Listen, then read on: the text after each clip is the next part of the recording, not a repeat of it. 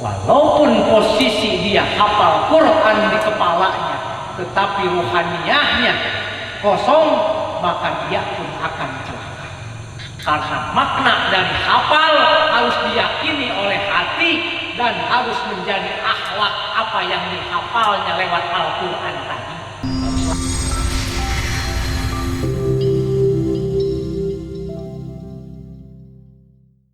Daripada Syekh Khalil berkata kepada Kiai tadi, bagaimana awak tak tertawa Pak Kiai ketika awak bermakmum di belakang Pak Kiai, maka awak menengok di hati Pak Kiai bukan Allah tetapi beras. Padahal kiainya itu, ustaznya itu lagi bingung, di rumah tak punya beras, terbayang masuk ke dalam sholat. Sholat awak siapa yang ada dalam hati awak?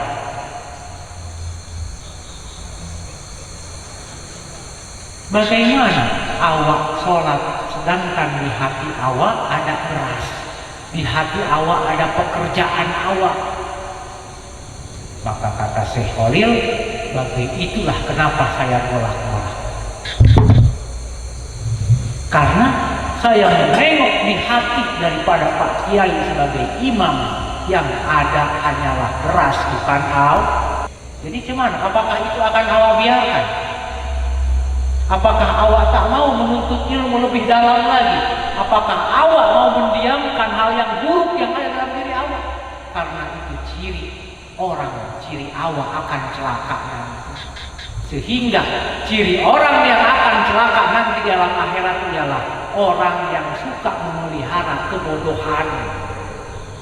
Orang yang suka memelihara kebodohan di dalam dirinya tadi. Seperti itu. Nah jadi terdiamlah Pak Kiai. Lalu di mana kau belajar ilmu itu? Maka aku pun merasa sesungguhnya kalau seandainya kita telaah dengan kesadaran yang betul-betul sadar, aku pun sebagai kiai yakin sholat aku tuh tak diterima oleh Allah. Coba kau pikir, coba tanyakan kepada diri masing-masing dengan jujur. Jangankan nanti awak mau berhujah, mana catatan buku amal awak? Sekarang pun awak bisa menengok, ternyata ya aku pun yakin sholat awak tak bakalan diterima oleh Allah. Karena yang ada dalam hati itu bukan Allah, tetapi masih makhluk-makhluk dan makhluk. Jadi kan kita sadar, karena kita mau meningkatkan kualitas dan kuantitas kita sebagai hamba Allah. Yang selama ini apakah kita ini sudah menjadi hamba Allah? Maka jawabannya belum. Awak sekarang masih predikatnya sebagai makhluk, belum naik predikat awak menjadi hamba. Jadi yuk kita sadar. Supaya apa? Kenapa agak keras Buya tuh tahu siapa? Supaya karena ini tanda sayang awak sama murid-murid awak, supaya selamat. Seperti itu. Karena ternyata awak pun bisa menghisap diri awak sendiri sekarang tuh. Ternyata awak pun bisa menilai diri awak sekarang tuh. Jangankan nanti awak menengok catatan amal awak, awak pun bisa menilai sholat awak tuh sekarang tak bakalan diterima oleh Allah. Seperti itu. Karena kenapa? Awak masih bisa beribadahnya jasad loh. Walaupun posisi dia hafal Quran di kepalanya, tetapi ruhaniyahnya kosong, maka dia pun akan celaka.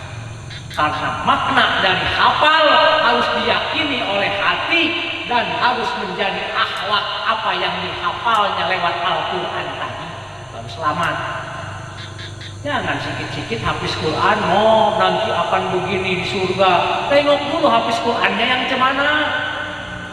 Kalau cuman di otak saja, hafalan cuman di kepalanya saja, tapi akhlaknya jauh daripada Allah dan ibadahnya tidak disertai dengan Allah, tak akan menjadi posisinya itu membantu.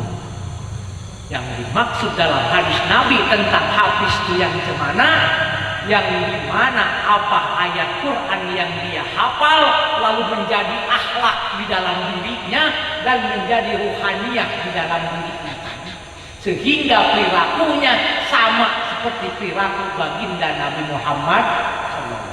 Makanya ketika ditanya bagaimana wahai Aisyah akhlaknya Rasul, maka Aisyah istrinya menjawab, bijahil Quran, akhlak Rasul adalah akhlaknya Quran, karena Rasul hafal Quran. Seperti itu. Berbondong-bondong orang tua ingin anaknya hafiz, memasukkan ke hafiz. Hafiz yang cemana? Tengok dulu, hafiz yang alim dan soleh, bukan cuma sekedar hafal saja. Jadi yang dimaksud hafiz di sini yang bisa menyelamatkan para orang tua, di mana hafiz itu seperti baginda Rasul. Dia hafal Quran lalu menjadi Quran itu sebagai akhlaknya. Seperti itu.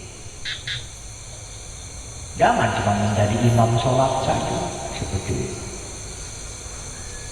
Lalu ketika kita senantiasa bisa merenung seperti ini, maka nilai kita pada saat ini baru makhluk, bukan menjadi hamba. Tetapi kita harus punya niat yang kuat, berusaha awak terus menuntut ilmu, sebagaimana awak bisa menjadi seorang hamba. Yang awalnya makhluk sama seperti binatang kelas awak, maka awak sekarang harus meningkat menjadi hamba. Seperti itu. Maka awwalu min ilmihi la huwa illa alim. Dari alam lahut maka Allah turunkan 4000 tahun di alam lahut, Allah turunkan ke alam yang kedua yang disebut dengan alam jabarut. Maka di alam jabarut ini Allah berikan pakaian-pakaian kepada ruh kita. Lalu selama 4000 tahun juga di alam jabarut, maka Allah turunkan lagi ke alam yang ketiga yang disebut dengan alam malakut.